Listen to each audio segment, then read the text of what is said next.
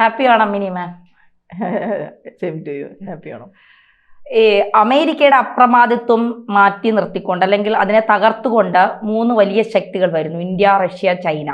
അപ്പോൾ ഇത് അമേരിക്കയെ വല്ലാതെ ഭയപ്പെടുത്തുന്നുണ്ടോ എന്നുള്ളതാണ് ആദ്യ ചോദ്യം. രണ്ടാമത്, ഈ 3 ശക്തികളും കൂടി ചേർന്ന് ലോകത്തെ മറ്റൊരു തലത്തിലേക്ക് കൊണ്ടുപോകാൻ ശ്രമിക്കുന്നുണ്ട്. പ്രത്യേകിച്ച് മോദി ചൈനയിലെത്തി.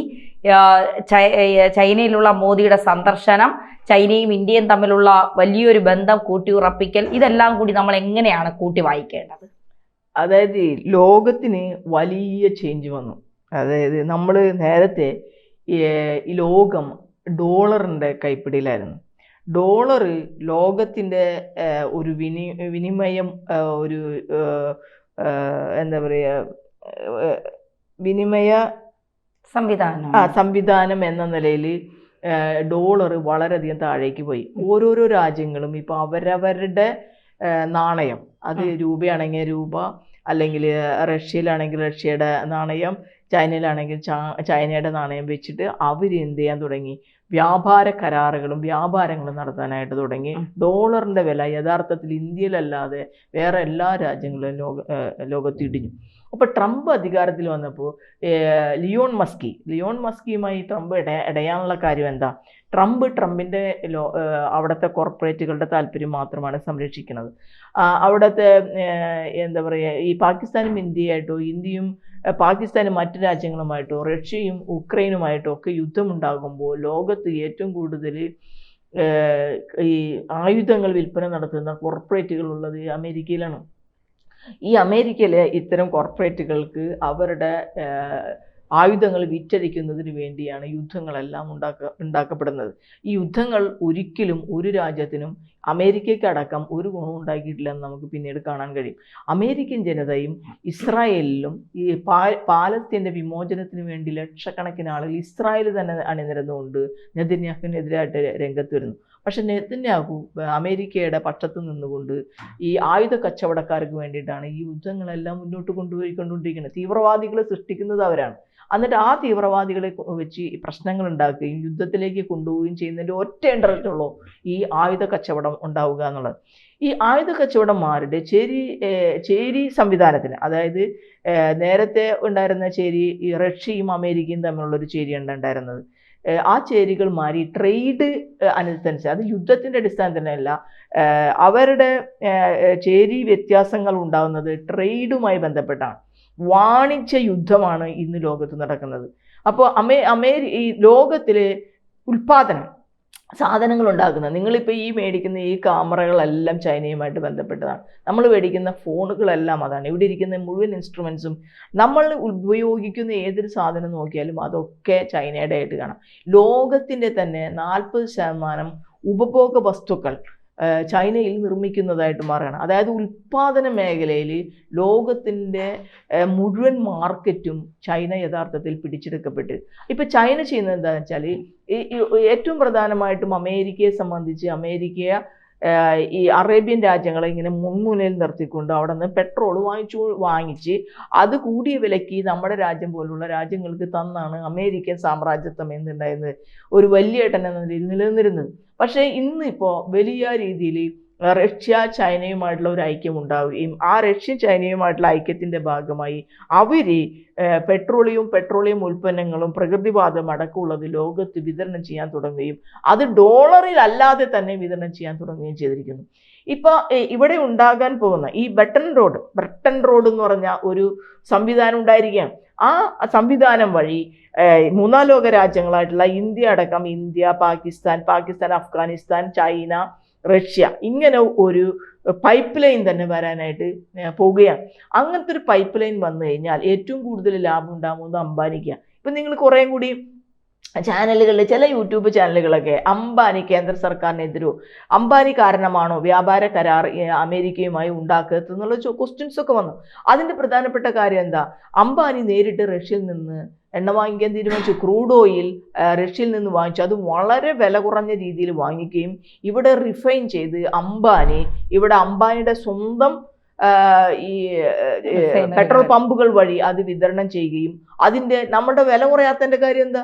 ഒരു കുപ്പി കുടിവെള്ളത്തിന്റെ വിലയെ യഥാർത്ഥത്തിൽ ഇന്ന് യഥാർത്ഥത്തിൽ ഈ ഓയിലുകൾക്കുള്ളൂ. ഡീസൽ ആയാലും പെട്രോൾ ആയാലും നമുക്ക് ആ വിലയ്ക്ക് സർക്കാരിന് തരാം. പക്ഷെ അംബാനി വില കുറച്ചിട്ടില്ല.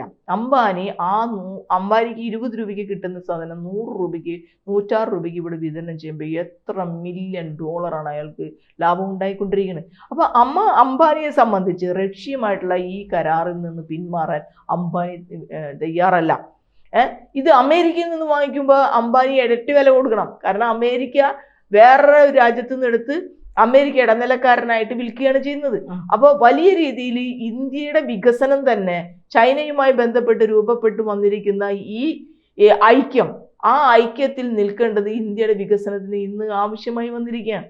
അതിലേക്ക് രാജ്യവും ചിന്തയും അംബാനിയെയും ഇന്ത്യൻ കോർപ്പറേറ്റുകളെയും കൊണ്ടെത്തിക്കുന്നത് വഴിയാണ് നരേന്ദ്രമോദിക്ക് അവിടെ പോയിട്ട് ചൈനയായിട്ട് വലിയ തർക്കത്തിൽ നമ്മൾ നിൽക്കില്ലായിരുന്നു.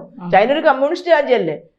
നരേന്ദ്രമോദിയുടെ അല്ലെങ്കിൽ RSSന്റെ പൊളിറ്റിക്സ് അനുസരിച്ച് ഏറ്റവും കൂടുതൽ ശത്രുതയുള്ള ഒരു രാജ്യമാണ് ചൈന എന്ന് പറഞ്ഞത്. ചൈനയുമായി നമ്മൾക്ക് അതിർത്തി തർക്കങ്ങളുമുണ്ട്. ആ ചൈനയിലേക്ക് നമ്മൾ പോകുന്നതിൻ്റെ കാരണം ഏറ്റവും വില കുറഞ്ഞ രീതിയിൽ നമ്മൾക്ക് ഉൽപ്പന്നങ്ങൾ കിട്ടണമെന്നുണ്ടെങ്കിൽ പെട്രോളും അതുപോലെ ഇന്ധനവും കിട്ടണമെന്നുണ്ടെങ്കിൽ ഇന്ന് ചൈനയെ ഡിപ്പെൻഡ്. ഈ ഇടക്കാലത്ത് മോദിയുടെ സർക്കാർ ചൈനയുടെ ഉൽപ്പന്നങ്ങൾ പലതും ഇവിടെ കട്ട് ചെയ്ത്. അപ്പം നമ്മളുടെ മൊബൈലിനൊക്കെ ചിലതിനൊക്കെ വില കൂടി. അതുമാത്രമല്ല, അവർ മാത്രം ഇവിടെ ഇറക്കുമ്പോൾ ചെയ്യുന്ന ചില ഫോണുകൾ അല്ലെങ്കിൽ ചില ഫോണുകളിൽ ചില ആപ്പുകൾ ഉണ്ടായിരുന്നു. ആ ആപ്പുകൾ ഇപ്പം നിങ്ങൾക്ക് മലയാളത്തിൽ വേണമെങ്കിൽ എഴുതാൻ കഴിയുന്ന ആപ്പുകൾ ഉണ്ടായിരുന്നു. ഈ ആപ്പുകളെല്ലാം നിർത്തലാക്കി. അത് ചൈനയുമായി ട്രേഡ് യുദ്ധത്തിന് ഇന്ത്യ അമേരിക്കൻ താല്പര്യവുമായിട്ട് ബന്ധപ്പെട്ട് ഇറങ്ങേണ്ട സാഹചര്യം ഉണ്ടായി. പക്ഷെ ലോകത്തിൽ ശക്തികളിൽ ഉണ്ടായിട്ടുള്ള വലിയ ഡിഫറൻസ് ഉണ്ടായി. അമേരിക്ക വലിയ ക്രൈസിസിനെ നേരിടുന്ന ഒരു അവസ്ഥയാണ്. അതുകൊണ്ടാണ് ട്രംപ് കയറിയിട്ട് ഈ എല്ലാ ഇറക്കുമതിക്കും 50% തീരുവ ഏർപ്പെടുത്താൻ തീരുമാനിച്ചത്. 50% തീരുവ ഏർപ്പെടുത്തിയപ്പോൾ അമേരിക്ക ഇന്ത്യയുമായി ഒരു എണ്ണ കരാർ ഉണ്ടാക്കിയാൽ അവിടെ 25% കുറയ്ക്കാന്ന് പറഞ്ഞു. അപ്പൊ 25% കുറയ്ക്കുമ്പോഴും അവരുടെ ബുദ്ധി എന്താണെന്ന് വെച്ചാൽ ഇന്നിപ്പോൾ ചില സാധനങ്ങൾക്കാണ് ഈ 50% തീരുവ പ്രഖ്യാപിച്ചിരിക്കുന്നത്. അതേസമയം ഈ 20% കുറയ്ക്കുമ്പോൾ ഇതേ ലാഭം കിട്ടുന്നതിന് വേണ്ടി അമേരിക്ക ചിന്തിക്കുന്നതെന്ന് വെച്ചിട്ടുണ്ടെങ്കിൽ ഒരുപാട് സാധനങ്ങൾക്ക് ഇതേ റേറ്റ് കൂട്ടുക എന്നുള്ളതാണ്. അപ്പൊ ഈ ഇന്ത്യയെ സംബന്ധിച്ച് ഇന്ത്യയുടെ തീരദേശ മേഖലയായിട്ട് ബന്ധപ്പെട്ടുകൊണ്ട് ഉള്ള ജനവിഭാഗങ്ങൾ വലിയ വിഭാഗം ഡിപ്പെൻഡിങ് ഓൺ അല്ലെങ്കിൽ കൺസോൾഡേറ്റ് ഓൺ BJP ആണ്.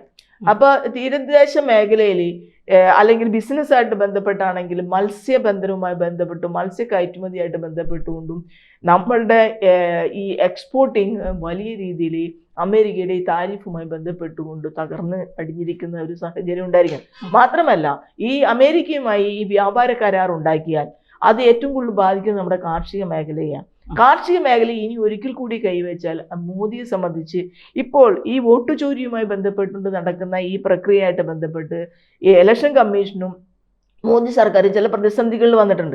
ആ പ്രതിസന്ധി അതും കൂടി ഉണ്ടെങ്കിലേ ഈ കർഷകരുടെ പ്രതിഷേധത്തിന് മറികടന്ന് അധികാരത്തിലേക്ക് വരാൻ പറ്റുള്ളൂ. പക്ഷെ കർഷകരുടെ പ്രതിഷേധത്തിന് വലിയ രീതിയിൽ ഇടവയ്ക്കും. കാരണം ഘാട്ട് കരാറുമായി ബന്ധപ്പെട്ടുണ്ട് നമ്മുടെ കർഷകർക്ക് എല്ലാ തരത്തിലുള്ള ആനുകൂല്യങ്ങളും നഷ്ടപ്പെട്ടപ്പോൾ അമേരിക്കയിൽ 100% സബ്സിഡിയിലാണ് കാർഷിക ഉൽപ്പന്നങ്ങൾ ഉണ്ടാകുന്നത്. ഇതൊരു വലിയ കാർഷിക രാജ്യമായിട്ട് ഇന്ന് അമേരിക്ക മാറിയിരിക്കുക. അത് ആർക്കും അറിയില്ല. അവിടെ ആ ഉൽപ്പന്നങ്ങൾ ഇന്ത്യയിലേക്ക് ഇറക്കുമതി ചെയ്യുക വഴി ഇവിടുത്തെ ഗോതമ്പിനായാലും അരിക്കാണെങ്കിലും കർഷകർ ഉണ്ടാക്കുന്ന എല്ലാ ഉൽപ്പന്നങ്ങൾക്കും വില കുറയുകയും അവർക്ക് മിനിമം സപ്പോർട്ട് പ്രൈസ് ഇപ്പോഴേ കിട്ടുന്നില്ല. അത് വലിയ രീതിയിൽ തകർന്നടയും കർഷകരുടെ രോഷത്തിനിടയാവുകയും ചെയ്യുന്ന തിരിച്ചറിവിൽ നിന്നാണ് ഇന്ന് അമേരിക്കനെ ഉപേക്ഷിച്ച് ചൈനയുമായി കൈകോർക്കാൻ അംബാനിയും കൂടി സഹായിച്ചുകൊണ്ടാണ് യഥാർത്ഥത്തിൽ എന്ത് ചെയ്തേക്കുന്നത് മോദി സർക്കാരും മോദിയും ഇപ്പോൾ ഈ ബന്ധമുണ്ടാക്കാൻ. ഇത് അനിവാര്യതയാണ്. അല്ലെങ്കിൽ ഇന്ത്യ എന്ന് പറഞ്ഞ രാജ്യത്തിൻ്റെ സാമ്പത്തിക പൊസിഷൻ എന്തോരം കടമാണ് നമ്മുടെ രാജ്യത്തെന്ന് അറിയാമോ? ഓരോ കടമെടുക്കുമ്പോഴും നമ്മൾ ഈ പറഞ്ഞ ലോകബാങ്കിനും IMFനും വലിയ രീതിയിലുള്ള ചതിക്കുഴികളിലാണ് ഇന്ത്യ വീണുകൊണ്ടിരിക്കുന്നത്. അപ്പോൾ അത് ഇന്ന് ചൈനയെ ഡിപ്പെൻഡ് ചെയ്യാല്ലാതെ മോദി സർക്കാരിന് യാതൊരു തരത്തിലുള്ള സാധ്യതയുമില്ല എന്ന് തിരിച്ചറിഞ്ഞാണ് ഈ സന്ദർശനം.